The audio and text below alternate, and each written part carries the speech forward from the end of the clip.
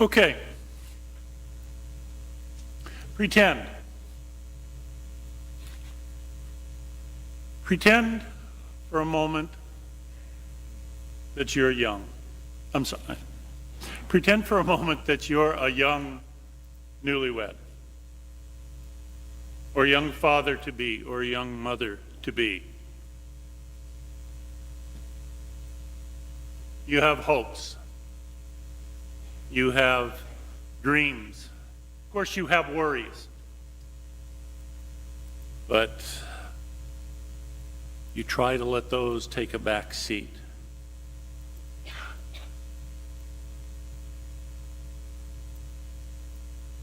What happens when the hopes, when the dreams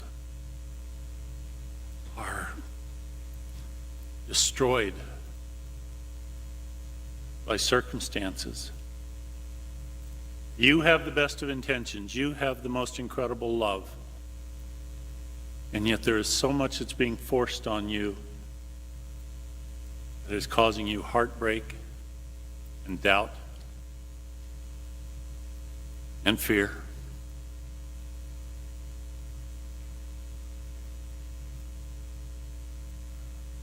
Mary, we have this story in the gospel of the visitation. Mary, after accepting God's offer to participate in his plan of salvation, it says that she set out and traveled in haste.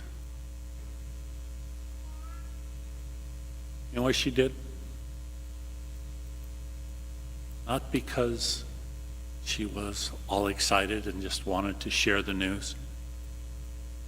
She had to get out of town to save her life.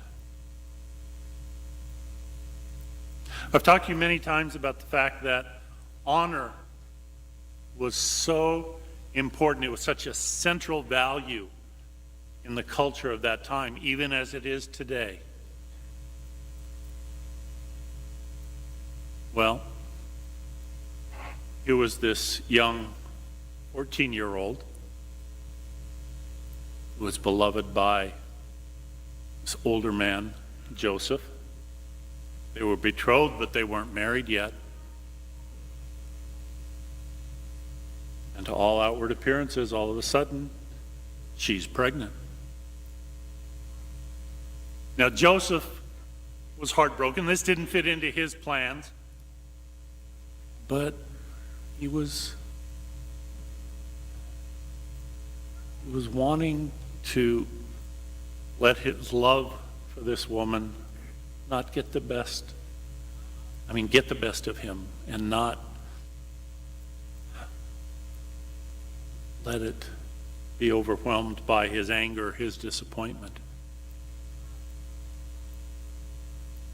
But the question of honor came not just to Joseph and the embarrassment this type of scandal might have caused him, but in fact, Joseph's family, any of his brothers.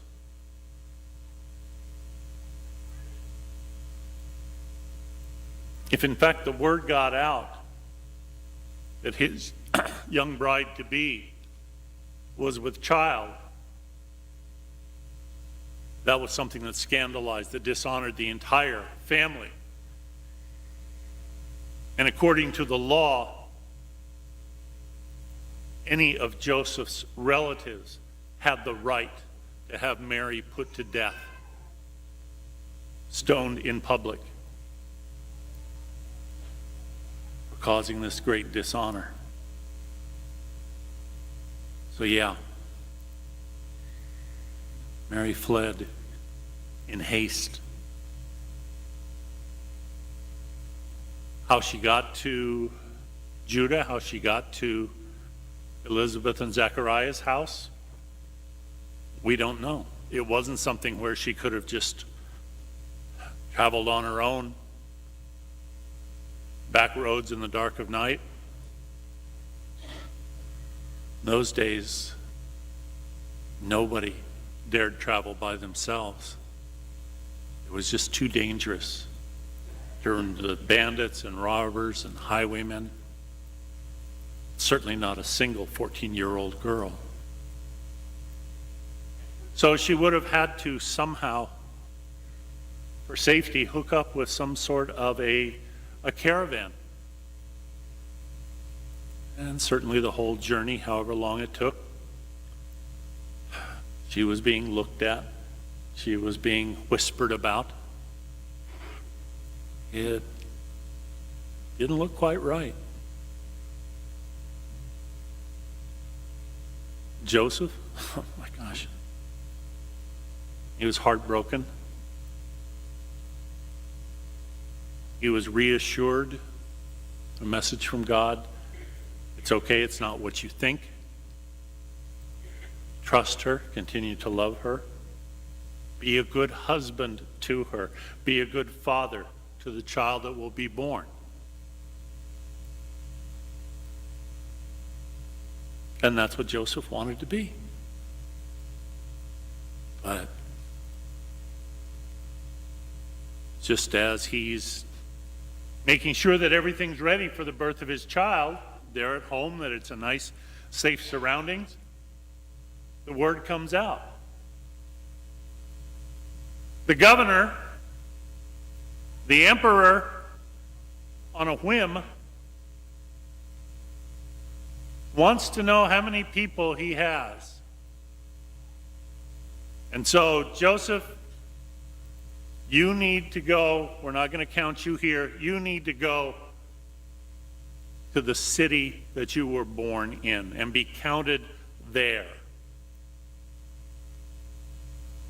But my wife is about to give birth. Doesn't matter. You got to go.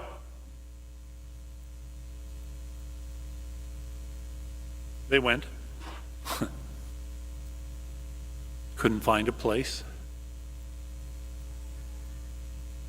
Had to be out in a cold barn. Joseph's self-image as a good husband, as a good father to be, as a good provider, I'm sure it was taking a beating. And then, not that much longer after that, wanted to return home.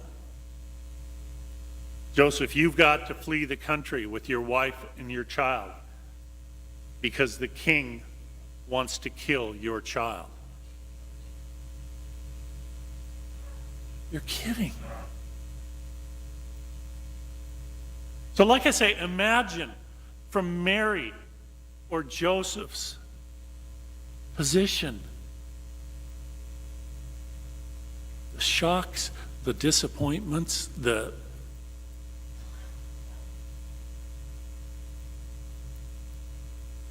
whole change to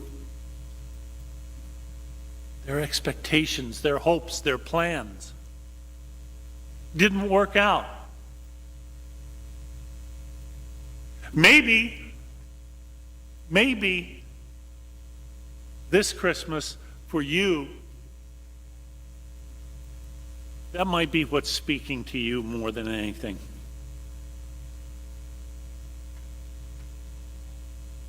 Maybe you've had hopes, dreams, but things have not worked out the way that you would like. I've been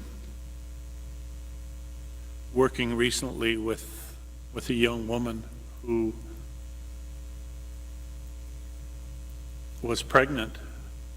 It wasn't her first child, but nevertheless. And she had to, baby died inside of her. She had to carry it for several weeks. It was dead. And working with her, I discovered that, I didn't know this, of all the pregnancies in this country, probably 30% of them miscarry. It just struck me that, wow, Many of you may have had to deal with that pain, that sadness of your hopes, your dreams, your expectations just absolutely being dashed. Maybe this year Christmas isn't feeling right for you because you lost this year a spouse, child, grandchild, a parent. Whether it was sudden, whether it was something that was expected, nevertheless.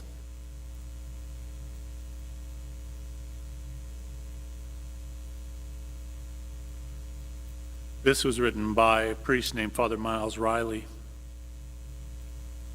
That first Christmas was so simple.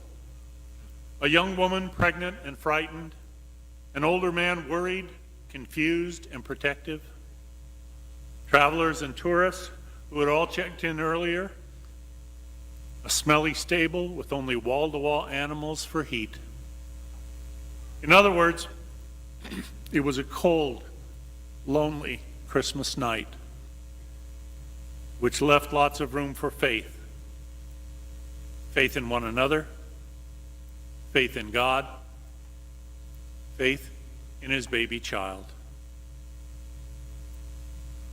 If that first Christmas was cold and lonely, then it'll be okay if this year's Christmas feels a little cold and lonely too.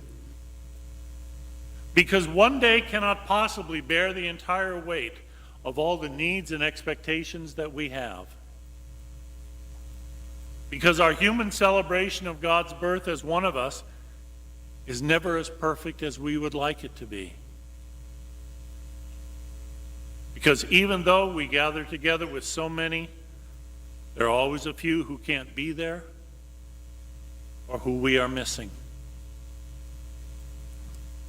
So it's all right if the first Christmas was, and if this Christmas is, a little cold and lonely.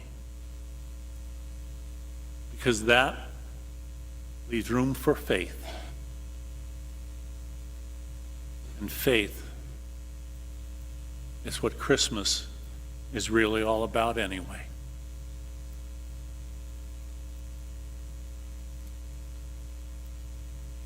Come, Lord Jesus.